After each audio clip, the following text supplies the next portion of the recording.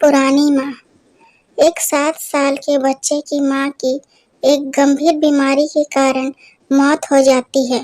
कुछ समय के बाद उस बच्चे के पिता अपने बच्चे को माँ का प्यार मिले यह सोचकर एक दूसरी शादी कर लेते हैं। एक दिन पिता मन ही मन सोच रहे होते हैं कि क्या मेरा बच्चा अपनी नई माँ के साथ खुश तो है ना? क्या मेरे बेटे को उसकी पुरानी माँ याद तो नहीं आती है ना? मेरे बच्चे को नई माँ और पुरानी माँ में क्या फर्क लगता होगा? वो अपने बच्चे को अपने पास बुलाते हैं। पिता अपने बेटे से पूछते हैं कि तुझे तेरी नई माँ और पुरानी माँ में क्या फर्क लगता है?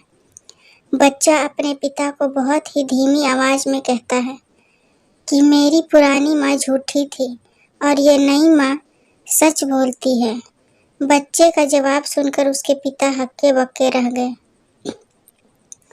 पिता ने बच्चे से पूछा कि जिस माँ ने तुझे जन्म दिया और पाल पोस के इतना बड़ा किया, वह माँ तुझे झूठी और ये कल की आई हुई औरत तुझे सच्ची कैसे लगती है?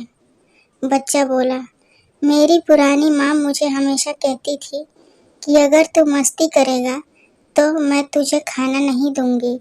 मैं फिर भी खूब मस्ती करता था।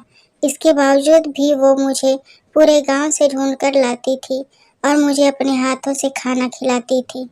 मेरी नई माँ भी यही कहती है कि अगर तू मस्ती करेगा तो मैं तुझे खाना नहीं दूंगी और आज मैं सच में पूरे दिन से भूखा हूँ।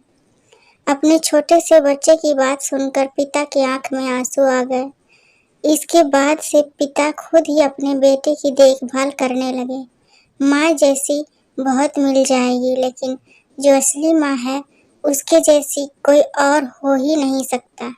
इसलिए ही हमेशा यही प्रार्थना कीजिए कि भगवान हमारे माता पिता को हमेशा खुश रखे और स्वस्थ रखे। मंदिर में जाकर भगवान को पूजने से पहले अपने माता पिता को जरूर पूजें।